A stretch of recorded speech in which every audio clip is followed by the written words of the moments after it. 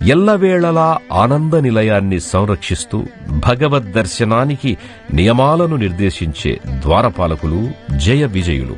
ఇలవైకుంఠమైన తిరుమలలో అలవైకుంఠము వలెనే బంగారు వాకిలికిరువైపులా శంఖచక్ర గదాధారులై ద్వారపాలకులైన జయ విజయులు నిలుచుకున్నారు.